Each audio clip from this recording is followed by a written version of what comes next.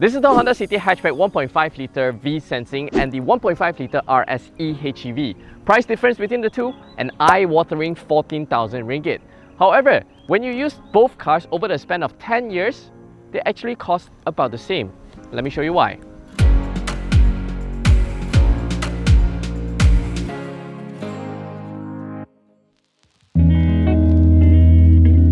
Hello everybody, this is Adrian for WapCar.my and I'm all about the details. Despite 14,000 ringgit price difference between the V-Sensing and RS HEV, the hybrid-powered Honda City Hatchback is actually cheaper to run in the long run. I'm going to calculate purely based on the fuel cost as well as periodic maintenance cost, which is more straightforward as well as more controlled for us to calculate. Now, based on our WapCar real-world fuel consumption test, the EHEV sips 4.3 litres per 100 kilometers, while the 1.5-litre iVTEC drinks 7.3 litres per 100 kilometers. Based on an annual mileage of 20,000 kilometers over a span of 10 years of 200,000 kilometers, the EHEV will save you 12,710 ringgit in petrol cost. Periodic maintenance cost based on the service schedule provided by Honda Malaysia over the same period and mileage, the EHEV is actually cheaper to maintain compared to 1.5-litre iVTEC by 921 ringgit 6 cents. Simple maths, over the span of 200,000 kilometers, the 1.5-litre V-Sensing is actually only 364 ringgit and 98 cents cheaper compared to the EHEV, which I feel is really not that much. As for insurance, the V-Sensing is actually about 11% cheaper to insure annually compared to the EHEV, but the gap gets smaller over time with NCD as well as the sum insured, which is different for everyone. There's also resale value to factor in. A quick search on Carlist.my shows that the hybrid-powered City Hatchback actually commands a similar depreciation rate compared to the 1.5-litre iVTEC petrol-powered variants of the City Hatchback.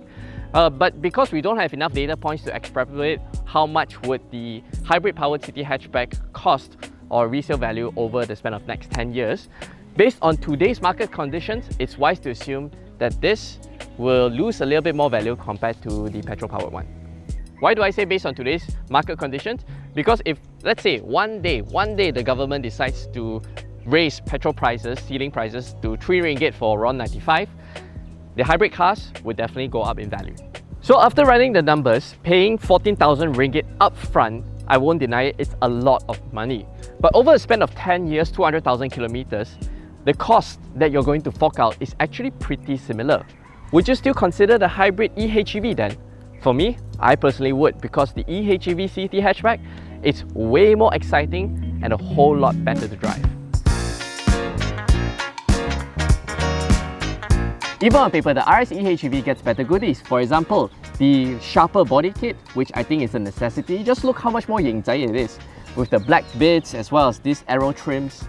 And on the inside, you get additional features like the electric parking brake with auto hold, as well as Honda Connect system, which allows you to remotely monitor and control some of the functions of the car through an app, such as pre-cool the cabin, tracking your car and all of that. As also the leather and suede combination seats with red stitching, I think it just makes the cabin feel a lot nicer to be in. Cabin practicality is also equal on both cars. The side door bins feature a large-sized water bottle, and over to the rear seats, I have the front seat adjusted to my usual driving position, and I'm 175 cm tall, and I have about 3 tennis balls worth of knee room. Headroom is about 1 tennis balls worth. It's the same on both cars. Boot space is also uncompromised in the EHEV variants, identical to the 1.5-litre iVTEC. 289 litres. There's also the Ultra Seats features, which you are able to creatively store larger, longer items. The only difference is that underneath here, there's no space saver spare wheel on the EHEV model because of its hybrid battery pack position. So let me know in the comment section below, not having a spare wheel, is that a deal breaker for you? 253 Newton meters of instantaneous torques just injects a newfound sense of urgency to the City Hatchback. It makes coming out of corners much easier, it's more effortless to overtake cars, and it just makes this compact little hatchback a lot lighter on its feet. Now, that's not to say that the 1.5-litre iVTEC is slow. I mean, not at all. It's just that when you have 110 Newton meters of extra torque from down low, it just transforms the driving experience. Comfort, handling, ride quality, if I were to be brutally honest, both the EHEV and iVTEC, the big kurang saja. But drive them back to back and you get to feel which one is better in terms of driving dynamics. However, the biggest upside to the eHEV is actually not its performance or power. It's actually its refinement. So at low speeds, between 0 to 80, acceleration and propulsion is done purely based on the electric motor alone. So you get this very EV-like sense of driving experience. It's seamless, it's immediate, and it's incredibly smooth. And the combustion engine only wakes up when it needs to charge the battery for extra juice. But as you're sitting down in traffic like this, even below 80 kilometers per hour, it's just completely silent. And this is not the kind of auto start-stop where every time you have to move, the engine wakes up and does a growl. Not at all. The silence and smoothness just greatly improves the everyday driving refinement. You hear less of the engine, you set off smoother, and you're able to overtake 85% of the other cars on the road. What's not to love?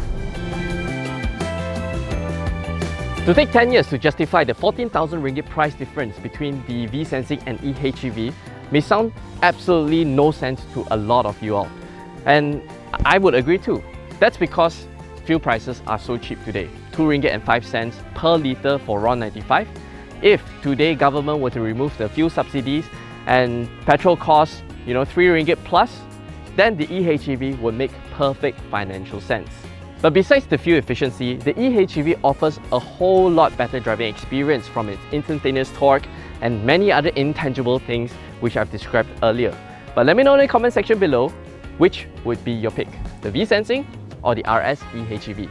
As always, thanks for watching. We hope you enjoyed this video. Make sure to subscribe to our YouTube channel for more videos like this.